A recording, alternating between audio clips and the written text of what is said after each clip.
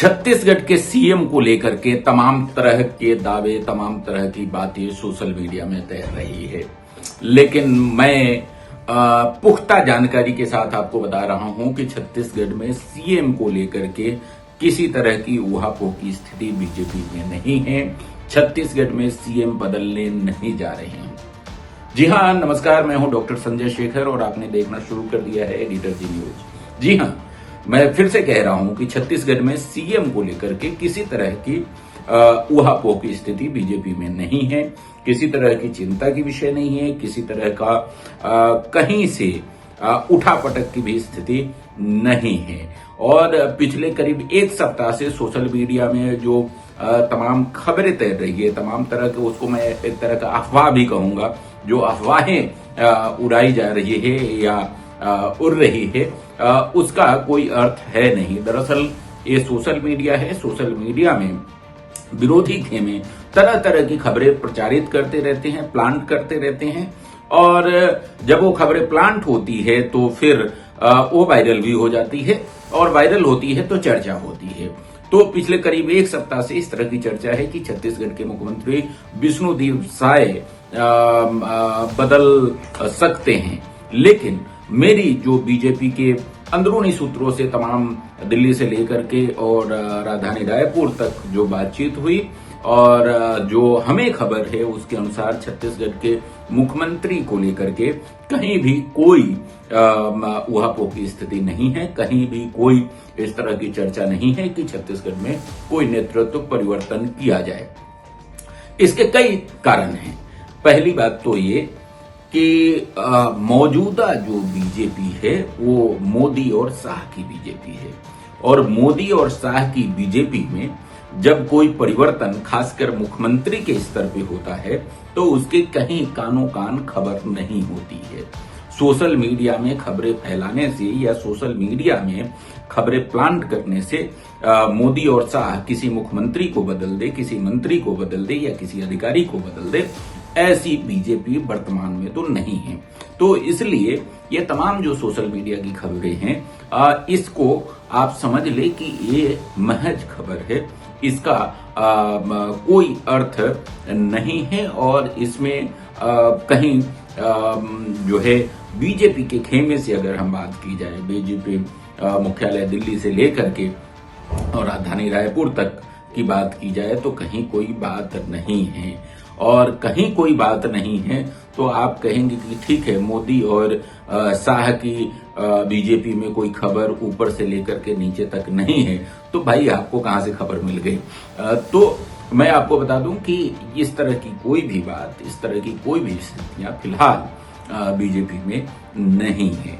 हाँ, देखिए, विरोधी जो सत्ता पक्ष के लोग होते हैं उसमें भी होते हैं और विपक्ष में तो है ही, और इनकी तरफ से कई बार इस तरह की खबरें जानबूझ करके प्लांट कराई जाती है। इसके अपने निहितार्थ होते हैं, और ताकि चर्चा चलती रहे, ताकि हाईकमान के मन के तरफ भी, हाईकमान के तरफ भी ये इशारा पहुंचे कि स्टेट में सब कुछ अच्छा नहीं चल रहा है। लेकिन जैसे कि मैंने आपको कहा, ये मोदी और शाह की बीजेपी है जिसमें कई मुख्यमंत्री बदल जाते हैं, सारे सांसदों की टिकट कट जाती है, पूरा मंत्रिमंडल बदल जाता है और किसी को कानो कान खबर नहीं लगती है। तो जब भी ऐसा होगा, तो जब हो जाएगा, जब आदेश आ जाएगा तो ही बाकी लोगों को पता चलेगा। लेकिन फिलहाल इस तरह की स्थिति नहीं है। क्यों नहीं है?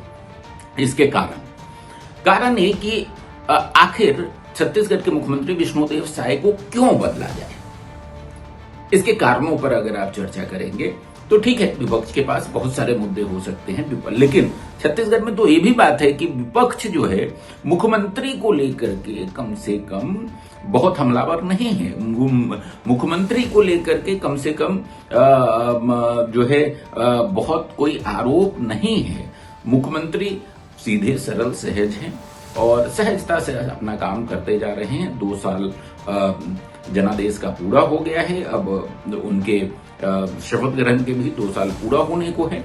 तो बहुत ही शालीनता से, बहुत ही सरलता से अपना काम करते हैं। लेकिन महत्वपूर्ण निर्णय लेने में कभी पीछे नहीं रहते हैं। आपने कई ऐसे निर्णय देखे होंगे जो बहुत ही राजनीतिक दृष्टिकोण से बहुत ही कठिन निर्णय था, लेकिन बावजूद इसके इन्होंने लिया विष्णुदेव साय ने। और जब काम की बात होती है, जब छत्तीसगढ़ स्टेट के तरक्की की बात होती है, तो मुझे लगता है कि वैसी स्थिति में छत्तीसगढ़ की तरक्की, छत्तीसगढ़ की बेहतरी को शायद सबसे ऊपर प्राथमिकता में रखा जाता है। इसके कई कारण हैं, मैं अभी बताऊंगा। कई ऐसे निर्णय उन्होंने लिए पिछले 2 साल में जो राजनीतिक दृष्टिकोण से बहुत मुफीद नहीं था, लेकिन चूंकि छत्तीसगढ़ के दृष्टिकोण से वो मुफीद था, इसलिए उस निर्णय को लेने में विष्णुदेव साय पीछे नहीं हटे, हिचकिचाए नहीं। मैं जो ये बात कह रहा हूं कि अभी छत्तीसगढ़ के मुख्यमंत्री, जितने भी बीजेपी के नए मुख्यमंत्री है, उसमें सबसे मजबूत है, उसके कई कारण हैं। पहला कारण तो ये कि मोदी की जितनी भी गारंटी थी, उसको अगर आपने देखा तो पिछले 2 साल में जितनी भी प्रमुख गारंटी थी, करीब करीब वो पूरी हो गई है। किसानों से किया हुआ वादा, महिलाओं से किया हुआ वादा, युवाओं से किया हुआ वादा पूरा हो रहा है। रोजगार के संदर्भ में जो विषय है उसको भी एड्रेस करने की कोशिश जो मेरी जानकारी है उसमें है। तो बहुत ऐसा कि मोदी की गारंटी पूरी नहीं हुई, ये विषय नहीं है। मोदी की गारंटी करीब करीब पूरी हो गई है, और कुछ जो बचे हुए हैं अभी 3 साल मुझे लगता है, उसमें भी भारतीय जनता पार्टी और मुख्यमंत्री शायद उसको पूरा करने की कोशिश करेंगे। लेकिन इसके बावजूद नक्सल मोर्चे पर जो ऐतिहासिक सफलता पिछले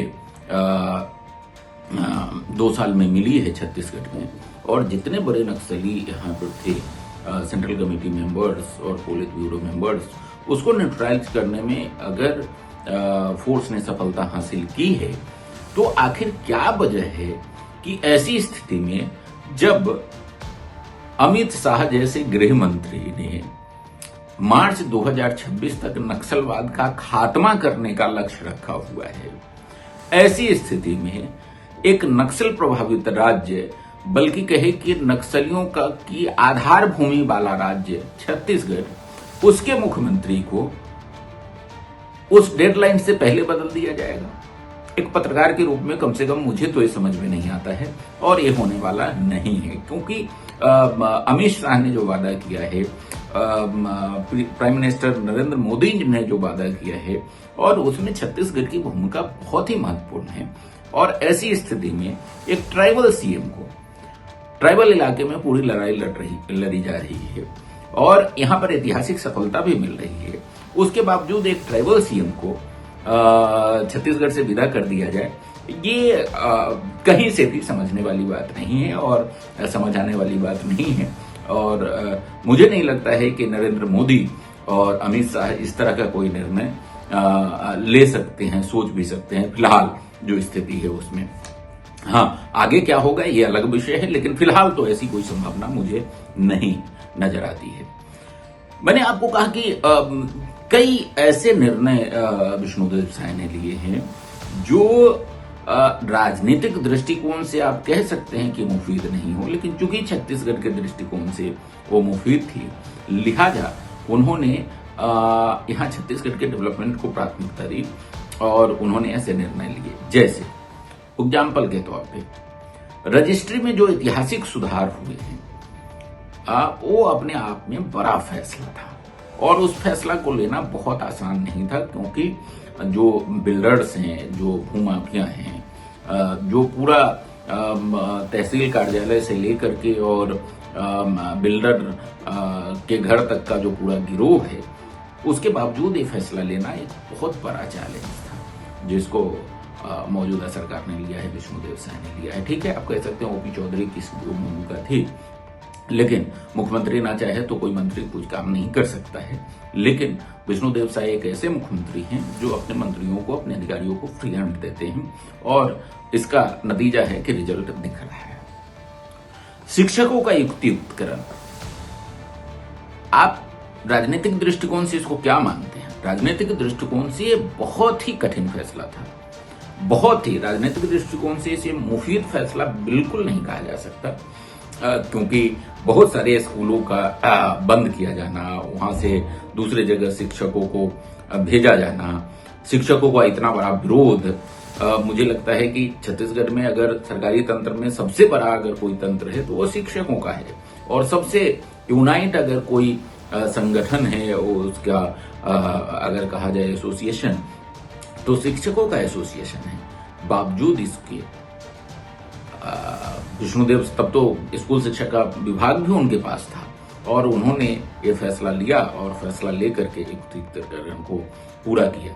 ये बहुत आसान फैसला बिल्कुल नहीं था, लेकिन इसको विष्णुदेव साय ने किया। इसके अलावा अगर कहा जाए तो परीक्षा में सुधार की बात मोदी की गारंटी एक महत्वपूर्ण गारंटी थी, और आपने देखा कि पीएससी का परीक्षा हुआ, उसके रिजल्ट भी आ गए। अभी कुछ दिन पहले मुख्यमंत्री उसमें सफल हुए जो अभ्यर्थी थे उनसे मुलाकात भी की। ये भी अपने आप में एक बड़ा फैसला था और बड़ी सुधार है। और युवाओं के दृष्टिकोण से अगर देखा जाए, ठीक है, युवाओं को रोजगार देने का भी लक्ष्य मोदी की गारंटी में वादा किया गया था, और वो एक चुनौती है सरकार के सामने। मुझे लगता है कि इसको किस तरीके से सरकार करेगी ये भी एक बड़ा चैलेंज है, लेकिन उस दिशा में काम हुए हैं। महिलाओं को, किसानों को जो धान खरीदी का वादा था वो धान खरीदी ऐतिहासिक रूप से हो रही है, और उसमें पैसे भी दिए गए जो 3100 रुपये प्रति क्विंटल। महिलाओं को जो वादा किया गया था 1000 रुपये प्रति महीना वो भी दिया जा रहे हैं। लेकिन इस सब के बावजूद